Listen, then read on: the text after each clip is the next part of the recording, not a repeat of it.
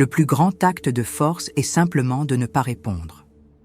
Dans un monde où la réaction est confondue avec l'authenticité et le silence avec la lâcheté, le geste le plus lucide peut être celui de se taire et de s'éloigner, non par peur, mais par conscience.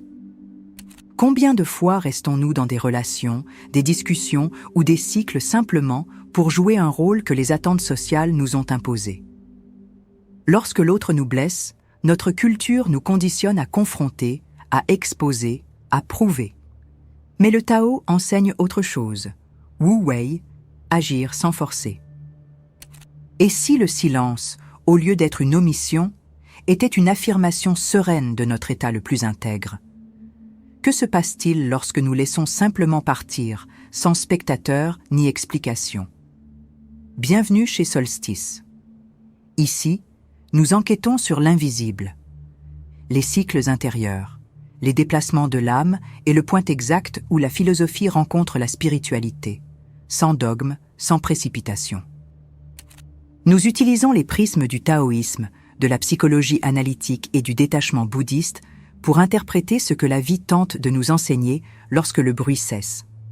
C'est un espace d'entraide et de conscience de soi. Le but n'est pas de convaincre, mais d'offrir des pauses de réflexion dans le flux du quotidien. Si vous cherchez une compréhension plus profonde des schémas cachés de l'expérience humaine, vous êtes au bon endroit. Alors, s'il vous plaît, envisagez de vous abonner à la chaîne et avançons ensemble dans ces réflexions. Pourquoi insistons-nous pour sauver des liens qui nous ont déjà tout appris? C'est une question dérangeante parce qu'elle déstabilise la narration de loyauté, d'effort et de mérite. La quête de justice relationnelle est-elle toujours légitime ou devient-elle parfois une distraction face au véritable travail intérieur? La philosophie socratique nous rappelle que le chemin vers la sagesse commence par des questions inconfortables. Et le Tao nous guide à observer le mouvement naturel des choses et à ne pas l'interrompre. Lorsque nous agissons par besoin de valider notre douleur, sommes-nous encore dans le flux ou tentons-nous de stopper la rivière avec nos mains? En 1995, pendant le processus de réconciliation post-apartheid, l'Afrique du Sud a choisi la voie de la vérité, mais pas nécessairement celle de la punition. Ce fut un choix critiqué par beaucoup, mais soutenu par une sagesse profonde. Ce n'est pas la punition qui transforme, mais la lucidité. Cet épisode révèle une vérité taoïste. Le mal se dissout plus efficacement dans la conscience que dans l'affrontement. C'est un paradigme qui défie nos instincts les plus primaires. Au lieu de répéter le cycle de la douleur, on crée un espace pour la transmutation. Se taire, dans ce contexte, c'est permettre à la réalité de se réorganiser d'elle-même. Dans la psychologie analytique de Jung, il existe un concept appelé la fonction transcendante, un processus psychique qui survient lorsque deux opposés, apparemment inconciliables, sont maintenus en tension jusqu'à ce qu'un troisième élément, inattendu, émerge. Se taire et s'éloigner, sans agressivité ni défense, active ce champ intérieur. Ce n'est pas de la passivité. C'est une incubation de sens. C'est permettre à l'âme d'élaborer ce que l'ego tente encore de contrôler. Lorsque nous coupons le contact sans rancune, nous offrons à l'inconscient la possibilité de métaboliser le conflit, et non simplement de le dramatiser. L'absence de réaction n'est pas une absence de réponse. C'est simplement une réponse qui n'obéit pas à la logique immédiate de la vengeance ou de la réaffirmation du moi blessé. C'est ce que l'on entend dans le zen par « agir sans forme » ou « agir par le non-agir », une pratique subtile qui consiste à ne pas nourrir la souffrance ni à reproduire la violence qui l'a engendrée. Dans ce silence, il y a une affirmation. « Je ne me soumets pas, mais je ne perpétue pas non plus. » La dignité ici ne crie pas, elle soutient. Et la coupure de contact n'est pas punitive, elle est médicinale. Un choix de santé psychique, non d'abandon. Si ce type de réflexion éveille quelque chose en vous, un souvenir, un cycle inachevé, un choix différé, cette chaîne peut être un espace fertile pour approfondir ce chemin. En 1967, pendant la guerre du Vietnam, un moine vietnamien fut invité à prendre la parole à Washington devant des dirigeants religieux et politiques. Il parla avec sérénité. Il n'attaqua pas, n'accusa pas, n'exigea rien. Il se contenta de raconter la douleur de son peuple en décrivant les conséquences humaines du conflit. Son discours n'enflamma pas les esprits, il fit taire la salle.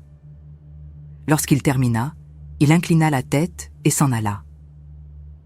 Il n'y eut pas de confrontation, mais quelque chose changea. Un geste qui défie, sans résistance, l'attente d'un affrontement. C'est à ce moment-là que Martin Luther King déclara s'être senti transformé. La force de ce silence réside dans sa complétude. Il ne dissimulait pas, il transcendait. La non-action du moine n'était pas de l'apathie, c'était une sagesse incarnée. Le Tao appelle cela Wu Wei, l'agir qui ne force pas, le faire qui émerge du non-faire. Pour Stanislav Grof, de telles expériences révèlent une expansion de la conscience lorsque l'ego cède sa place à une lucidité empreinte de compassion. Plutôt que de renforcer la douleur, le moine créa un espace pour qu'elle se dissolve. Une paix active, construite dans la tension entre la présence et le renoncement. Ce qui ne se crie pas, mais se vit. Cette posture crée un malaise parce qu'elle échappe aux logiques habituelles. On nous apprend à réagir, à expliquer, à nous défendre. Mais si ce qui guérit n'était pas la réponse, mais le retrait de l'énergie qui alimente le cycle, la psychologie transpersonnelle décrit ce point comme une traversée. L'ancien moi, réactif et conditionné, commence à s'effondrer. Le nouveau n'est pas encore né. Il n'y a que le vide. Et ce vide est fertile, si l'on résiste à la tentation de le remplir avec du connu. L'ambiguïté à ce stade est le signe d'une maturité intérieure. Une femme, en racontant son histoire, m'a dit « Ce n'est pas le silence qui m'a blessée, c'est ce que j'ai dû accepter en lui. » Elle s'était éloignée de sa mère après des années de manipulation et d'irrespect. Elle avait tenté le dialogue, cherché la médiation, attendu un changement.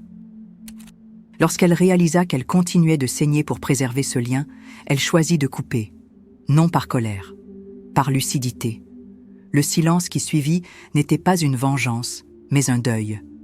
Deuil de la mère idéalisée, du passé qui n'a pas eu lieu, d'elle-même. Et c'est dans ce silence qu'elle commença à se reconstruire. Selon Grof, ce type de rupture marque le début d'une émergence spirituelle, une réorganisation profonde de l'être qui surgit lorsque les anciens schémas perdent leur sens. Ce n'est pas une crise ordinaire, c'est une crise d'identité sacrée. La personne doit choisir entre maintenir le rôle qui la blesse ou entrer dans le désert de l'inconnu. Rompre le contact, dans ce contexte, c'est affirmer « je ne perpétue plus ce récit ». Et dans ce refus, il n'y a pas de dureté, il y a de la compassion pour soi. Un type de pardon qui commence par le refus de continuer à se blesser. Cette ambiguïté, douloureuse au départ, se transforme en clarté silencieuse.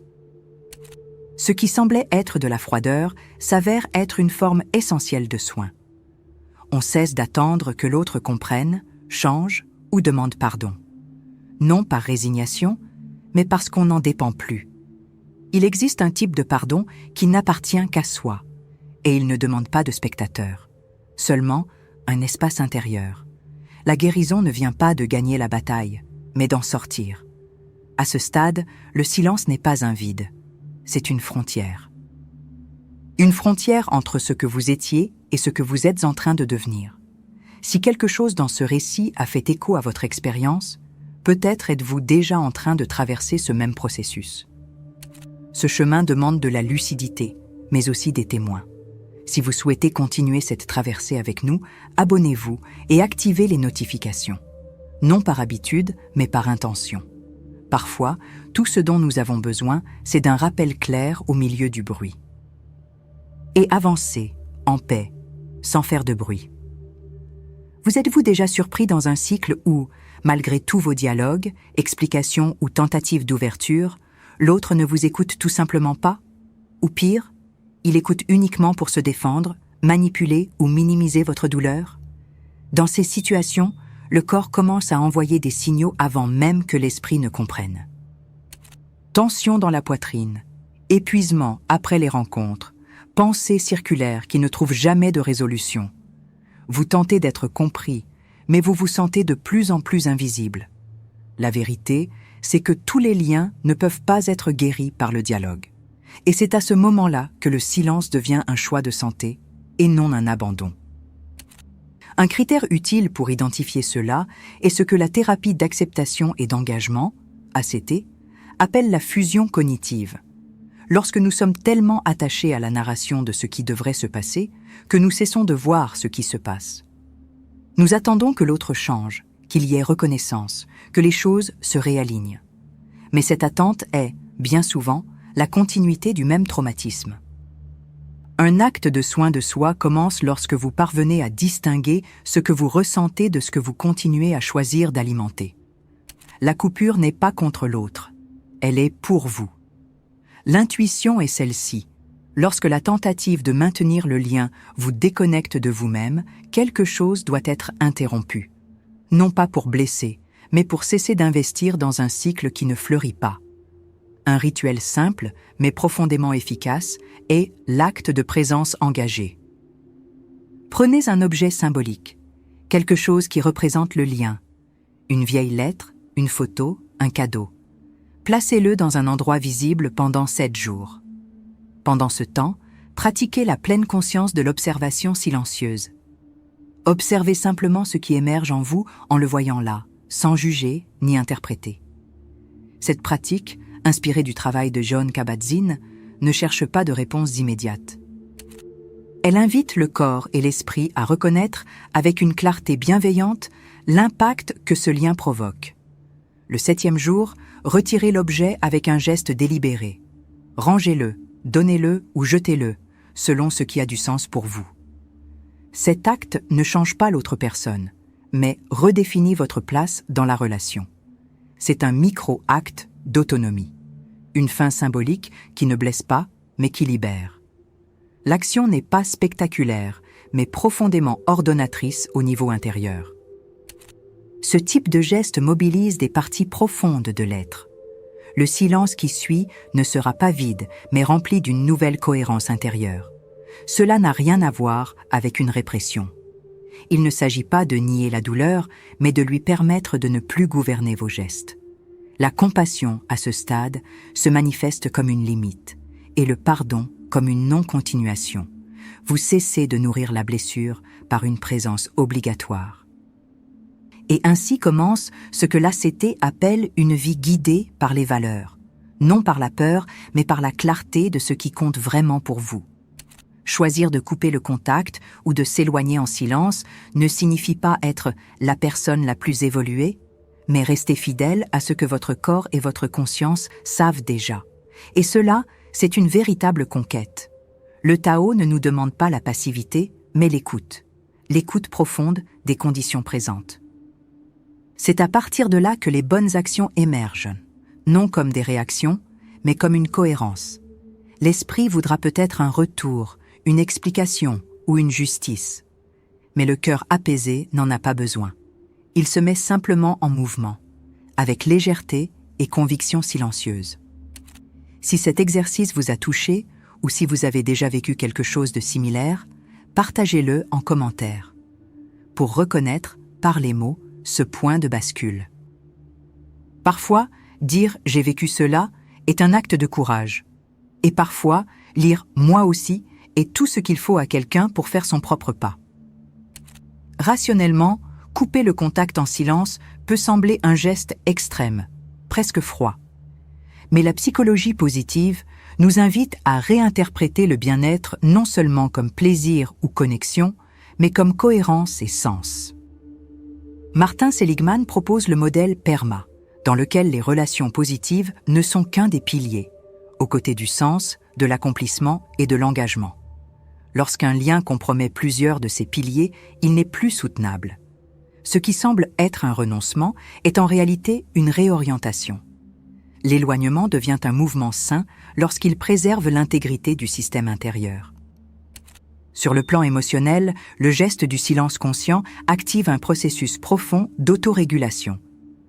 Au lieu de chercher une validation externe, la personne revient à son expérience directe, l'une des bases du mindfulness et de l'attention pleine. Le bouddhisme appelle cela sati, une présence claire et réceptive face à ce qui est, sans se laisser entraîner par le désir de contrôle. Dans cet état, il ne s'agit plus de convaincre l'autre, mais de se reconnaître comme entier. L'affection qui demeure n'est pas niée, mais elle n'est pas non plus idolâtrée. Elle est intégrée. La souffrance se dissipe non parce qu'elle a été vaincue, mais parce qu'elle a été vue. Sur le plan existentiel, l'acte de se retirer sans rancune révèle un niveau de conscience plus élevé, la reconnaissance que la réalité n'a pas besoin d'être ajustée à nos idéaux pour avoir de la valeur. Dans le Tao Te Ching, Laozi dit « Le sage ne rivalise pas, et c'est pourquoi personne ne rivalise avec lui. » Le langage courant voit là une faiblesse. Le langage universel y voit de la maturité. Quand un être accepte qu'il n'a pas besoin de corriger le monde pour ressentir la paix, il franchit un seuil invisible. Il cesse d'être celui qui réagit et devient celui qui comprend. Il existe un schéma caché qui se répète dans presque toutes les ruptures relationnelles, la tentative de convaincre l'autre qu'il y a eu erreur. Cet élan naît de l'enfant intérieur blessé, qui attend encore une reconnaissance pour enfin se reposer. Mais attendre ce geste, c'est rester lié au passé. Le Tao nous enseigne que tout ce qui reste attaché à ce qui a été tombe malade. La libération survient non lorsque l'autre comprend, mais lorsque le lien cesse d'être un lieu d'attente. La guérison, alors, ne vient pas de l'autre. Elle vient du renoncement à la dette émotionnelle. Quand on analyse ce processus à la lumière du langage symbolique, on voit que le silence agit comme un point final, non seulement à la conversation, mais à un récit. Le schéma « je m'explique et tu me nies » se termine non par épuisement, mais par clarté. Cette clarté réorganise la structure intérieure et avec elle, l'identité se transforme. Le sujet qui cherchait autrefois la justice devient celui qui offre de la dignité à son propre vide. Le silence ne crie pas, mais il trace une limite. Il ne demande pas de réponse. Il affirme simplement « Ici, je termine et je m'emporte avec moi ». C'est là la transition la plus difficile, celle où l'on cesse d'agir selon un langage réactif, pour habiter le langage universel. Dans ce langage, les symboles ne sont plus décoratifs, ils organisent la réalité. L'absence de contact devient un rite. L'absence de réponse devient compréhension. L'absence de lutte devient sagesse. À ce stade, il ne s'agit plus de faire ce qu'il faut, mais d'écouter ce que le moment demande. Et lorsque le silence s'impose comme réponse légitime, le cycle de la souffrance se termine sans causer de dommages. Le langage du Tao est simple, mais jamais superficiel. Ce qui semble incomplet en surface, une conversation inachevée, une blessure non exprimée, peut en réalité être le signe que quelque chose s'est résolu sur un autre plan. Il existe des gestes qui n'ont pas besoin de témoins, seulement d'une intention claire. Et il existe des ruptures qui, faites en conscience, ne laissent pas de trauma. Elles laissent de l'espace. Si vous avez vécu cela ou êtes en train de le traverser, partagez votre ressenti en commentaire. Parfois, nommer l'invisible, c'est ce qui permet qu'il cesse d'être un poids. Et si le véritable pardon n'était pas un acte, mais une absence d'exigence, de revanche, d'urgence à résoudre ce qui a déjà accompli son cycle? En chemin, nous réalisons peut-être que ce n'est pas l'autre qui doit comprendre, mais nous qui devons cesser de chercher. Le Tao ne marche pas en ligne droite. Il courbe, recule, traverse sans intention. Couper le contact et se taire n'est pas une fin, c'est simplement une pause dans l'effort de soutenir ce qui ne se soutient plus. Et dans cette pause, quelque chose de plus vrai peut émerger. Non pas de la logique, mais de l'espace. Le silence qui reste n'a pas besoin d'être expliqué. Il se justifie en lui-même. Quand la présence est réelle, le discours devient inutile. Ce qui nous guérit, ce n'est pas la réponse, mais l'honnêteté d'écouter ce que notre propre âme nous dit en silence depuis longtemps. Peut-être ne sommes-nous pas si fatigués des autres, mais plutôt épuisés de nous trahir pour maintenir des liens brisés. La paix ne vient pas toujours après la réconciliation. Parfois, elle naît simplement de la décision d'arrêter de lutter pour être vu là où il n'y a plus de miroir. Chaque relation qui se termine nous enseigne plus sur qui nous sommes que sur qui l'autre a été. Et parfois, ce que l'autre n'a pas pu nous donner est précisément ce qui nous a forcés à apprendre de l'intérieur. C'est cela, la pédagogie du Tao, indirecte, silencieuse, ferme. Rien n'est perdu, tout est transmuté. Aucune absence n'est totale si l'apprentissage demeure. Il ne s'agit pas de gagner, il s'agit de partir entier. Et partir entier, c'est souvent partir sans que personne ne le voie. Ce qui semble être un geste froid peut être la chaleur exacte d'un amour de soi qui, pour la première fois, ne s'explique pas. Un amour qui ne se bat pas pour une place, il cesse simplement de mendier. Il existe une compassion qui s'exprime par les mots et une autre qui se révèle dans le geste de partir sans rien détruire. Le silence, dans ce cas, est un langage secret entre ce que nous avons été et ce que nous sommes prêts à devenir. Il n'y a pas de conflit là où il y a clarté. Et il n'y a plus d'attachement là où il y a acceptation. Peut-être que la coupure la plus profonde est celle qui nous rend entiers, non pas comme un idéal, mais comme une possibilité. La spiritualité ne nous demande pas d'héroïsme, mais de présence. Et la présence, parfois, c'est reculer. Prendre soin de ce qui s'est brisé sans chercher à recoller. Le Tao nous rappelle, rien au monde n'est plus souple que l'eau, mais rien ne lui résiste. Le silence ne pousse pas, il dissout. Il dénoue le nœud en ne tirant pas. Et en ne tirant pas, il révèle ce qui était déjà en trop. Alors, quel espace existe en vous maintenant, qui était auparavant occupé par la lutte? Et que pousse-t-il dans cet espace nouveau, sans hâte, sans nom, sans forme? Peut-être ne saurons-nous jamais ce que nous avons perdu en nous taisant, mais nous saurons ce que nous avons cessé de nourrir, le cycle, le ressentiment, le retour impossible, et cela suffit. Chaque nom que nous disons à l'ancien est un oui à ce qui n'est pas encore né. Il ne nous reste plus qu'à nous asseoir et écouter. Non pas l'autre, mais ce qui en nous est resté quand l'autre est parti. Si ce silence vous a déjà traversé, partagez votre histoire en commentaire. Il y a de la beauté à reconnaître l'invisible avec des mots. Et il y a de la guérison à constater que d'autres ont fait ce même geste silencieux. Parfois, lire le récit d'un autre, c'est se souvenir de qui nous avons été. Parfois, écrire, c'est l'acte final du pardon. Le voyage ne se termine pas ici. Il continue, en silence, vers l'intérieur, avec ceux qui avancent dans le même courant.